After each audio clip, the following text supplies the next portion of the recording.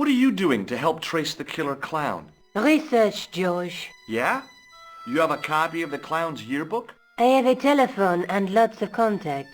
Oh, well, did you find anything useful? Not yet.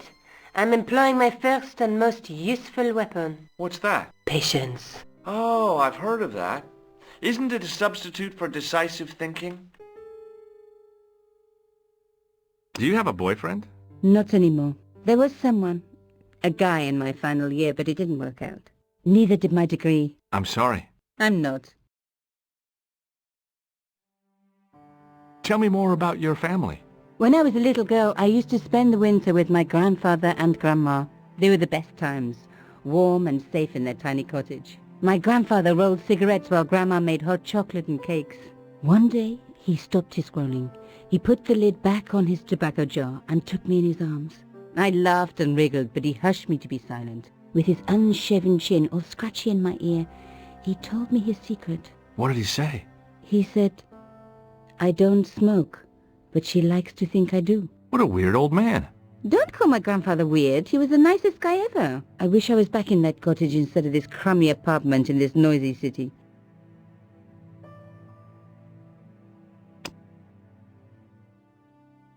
This is the tool I used to get into the sewers. Fascinating, George.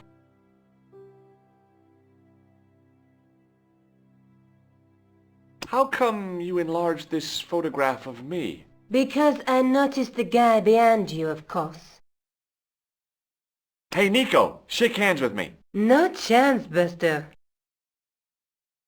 I found this matchbook in the killer's hotel room. It's from the Club Alamut. Never heard of it. Is there anything written inside it? No, what were you expecting? If this was a movie, there'd be a clue, a name or an address. That's no use. There aren't even any matches in it. Oh well, I'll keep it as a souvenir. I found this in the killer's room. What is it, a credit card? ID, Thomas Merlin, of the Gruber Electronics Corporation. Never heard of him or the company. You're just not going to believe what I've found. It's not another part of the clown's costume, is it? It's a medieval manuscript. Khan left it in the safe at the U-boot. It's incredible. Is this what he took from Plantark? It could be, which means it's worth enough to kill for. Look there, two guys on the same horse. Oh yeah, maybe they couldn't afford one each. What of it? Have you ever heard of the Knights Templar? Their official seal was an image of two knights sharing a horse. Whatever this manuscript means, it's connected with the Templars. How come you know about these knights? I learned about them while writing an article on the Crusades.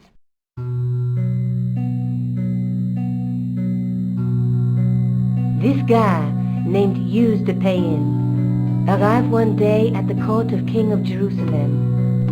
He offered to protect the Christian pilgrims from the displaced Muslim armies. The king would be able to guarantee safe transit to Christians in the Holy Land. Safer journeys meant more pilgrims, and pilgrims meant trade and wealth. The Templars proved invaluable to the king as a mercenary army. It was said that they never asked how many the enemy numbered, just where they were. And as the years went by, the Templars grew in wealth and numbers. They were so rich, even kings came to them for loans. But at the height of their power, they fell foul of the King of France. He rounded them up and turned them over to the Inquisition. Thousands of Templars were subject to torture and confessed to heresy. Of course, at the hands of the Inquisition, there wasn't much they wouldn't confess to. The last Grand Master Jacques de Molay was burned alive. Jeez, so the treasure is hidden, waiting to be discovered? If there ever was a treasure, it's been lost for 600 years. Anyway, we're supposed to be investigating a serial killer, not a medieval treasure trove. But maybe that's what the clown and his accomplices are after. Maybe this manuscript is the key. You'd better leave it here for safekeeping.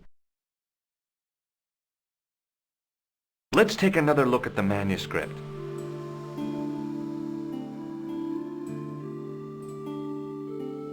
Look there, two guys on the same horse. There's a guy with a sword and a bull. The only mythological bull I know of is the Minotaur, but he was only half bull. I don't think I'd like to be half a bull, even if it was the bottom half. What's that object between them? It looks like a gem on top of a tripod.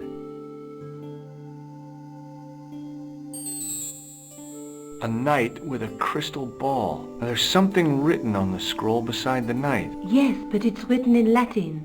Per disciplinam mea lux videbis. By my teachings, you will see the light. You speak Latin? Where did you learn a trick like that? A trick? I studied law, okay? I can read Latin. My, you're touchy. Tell me that again.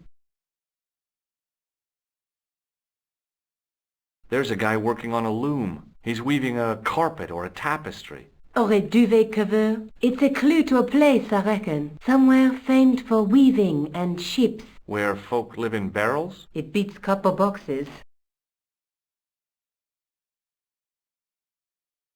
There's a woman looking at her reflection in a mirror, but the reflection has 3 hideous faces. She reminds me of the wicked queen in Snow White. She was the one who said, "Mirror, mirror on the wall," wasn't she? She made me cry so much when I was a kid. Mom carried me out of the movie theater. She didn't frighten me in the least. Like I said, I was only a kid. I didn't like the crocodile in Peter Pan either. Let's face it, we need help, George. Someone who knows about these things. Who do you suggest? Indiana Jones? I know a guy who specializes in medieval studies. His name is Lobineau. Huh. Some stuffy old fossil who gets horny over ancient relics, I suppose. Far from it. André isn't the stereotypical professor you have in mind. Where can I find this Lobineau guy? At the Kroon Museum. I'll give you the address.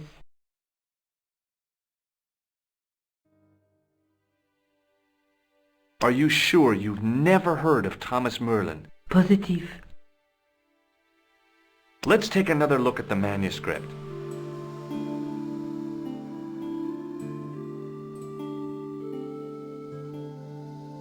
Look there, two guys on the same horse.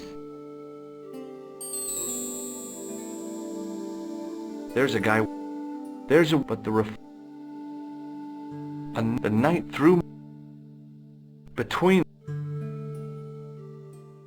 I have to go. Okay. Don't forget to look for Lobineau at the Kroon Museum.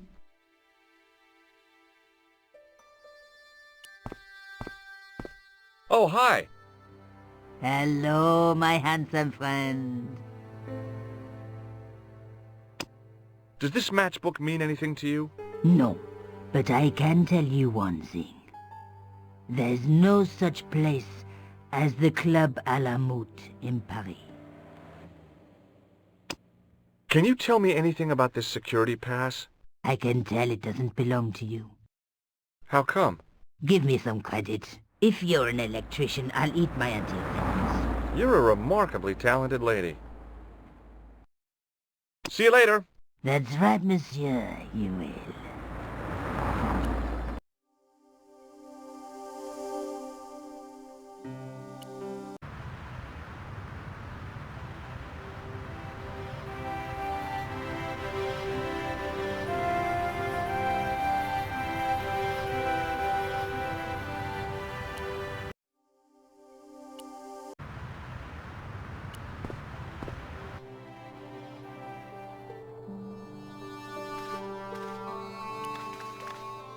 Attention! Please do not open the window, monsieur. Don't you think it's kind of stuffy in here? Better stuffy than dead. What's the problem? Fumes from car exhausts? Not just that, monsieur. There's a new burger bar opened up across the street. The Laughing Buffalo. So what's the problem? They cook their burgers on a charcoal grill.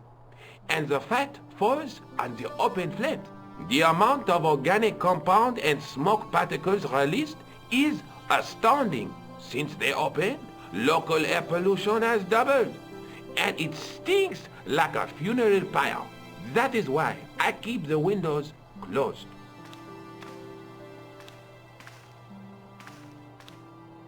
Pardon me. Oui, monsieur? Are you Lobineau? Oh, no. Fancy you mistaking me for him. No. I am the deputy custodian. But Lobineau does work here. Work? I wouldn't go so far as to call it that. He studies here most days, but as you can see for yourself, not today. Have you ever heard of the Club Alamut? Oh, no. I don't frequent places like that. Do you recognize the man in this photograph? No, monsieur. Is there any reason why I should? I guess not. Do you recognize this ID pass? No. Do you know anything about the Knights of the Temple? No, sir. Not a sausage. Do you know anything about medieval manuscripts? Not me, monsieur. I am no scholar. Though people often mistake me for one. It is the uniform, I guess.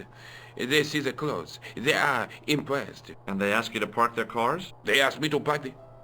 No. They assume I am an authority on the exhibits in my care. Whereas you know next to nothing about history. Of course not. All I am saying is, I am no scholar. Not like Monsieur Lobineau.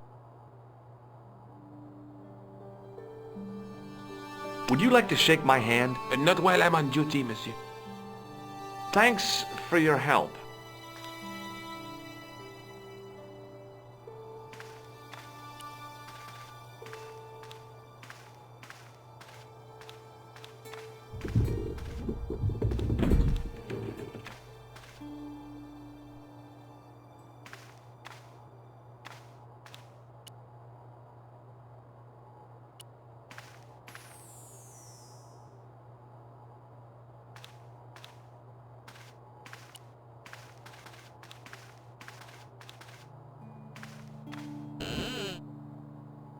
Leave it alone. That closet is over 3,000 years old. Closet? It's a sarcophagus.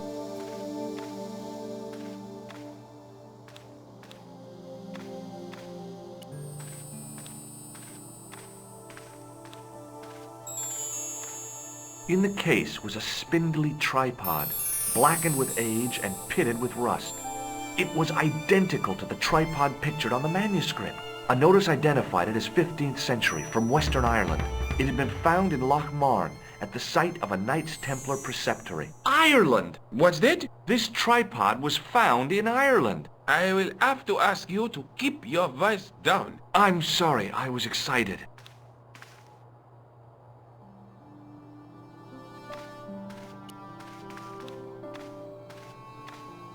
The totem pole looked distinctly out of place in the setting of the museum.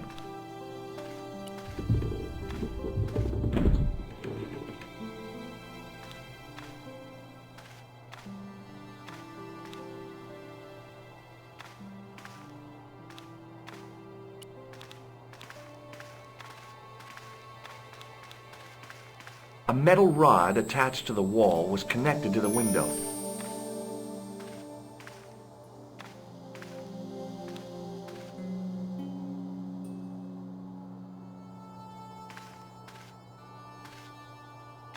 Pardon me. Oui, monsieur? Can you give me any further information about the tripod? Certainly, monsieur. It's infamous. That tripod, that belonged to John Dee. What's the importance of John Dee's tripod? Dee was the most famous escapologist of the 16th century. The Houdini of his time. Don't you mean alchemist? Escapologists use ropes, chains, and handcuffs, not tripods. Well, whatever he was, that is the tripod he used in his experiments. What kind of experiments did John Dee perform with his tripod? Oh, the usual. Didn't you study chemistry at school? Yeah, but we skipped over thaumatology. Can I take a closer look at the tripod? What? Get it out of the case? Ah, no! That tripod is protected by a sophisticated surveillance system. How sophisticated? A painfully loud alarm bell.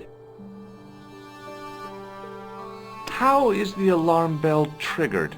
By the slightest pressure on or movement of any part of the case wherein that tripod is situated. It strikes me that to call your alarm system sophisticated is, well, stretching the truth a little. It has never failed yet. The sophistication is in its simplicity. Thanks for your help.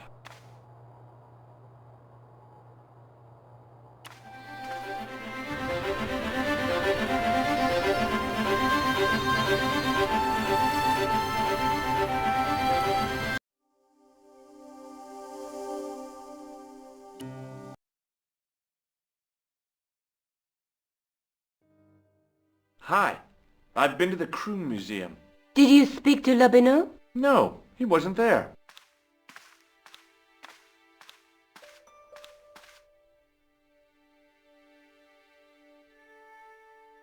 Have you found out any more about the murders? Well, it may be nothing, but both the clown's victims visited Paris earlier this year. When? The second week of July. They were both here at the same time. Did they meet? I don't know, but I can't imagine it was coincidence. I found the tripod. Where? In the museum. It belonged to the Templars. It was dug up in Ireland at a place called Loch Marn. I have heard of Loch Marn. I read an article about the castle. Take a look for yourself. A popular gossip magazine. You read that rubbish? No, I write it. Professor Nigel Pegram, excavating the medieval castle at Loch Marn. That's strange. What? He resigned his chair at Durham University in order to devote his time to the excavation. Not only that, but he canceled the filming of a fourth series of his popular television program. This site at Loch Marn must be awful important to him. He's a professor of history. They're all cuckoo. All the same, I'd like to talk to this Professor Pegram. How do you feel about a trip to Ireland? Disappointed. Huh? That I won't be going. I want to follow up the Bellotta case. If you really think Pegram's gem is important, why don't you visit Loch Marn? On my own? I'm not so sure about that. Where is Ireland exactly?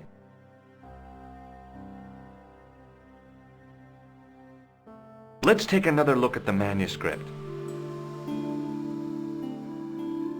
There's a guy with a sword and a bull. Between them is a gem supported by a tripod. There's a guy working on a loom. Look at... The night's through my There's a... but the I have to go. Okay, I'll see you later.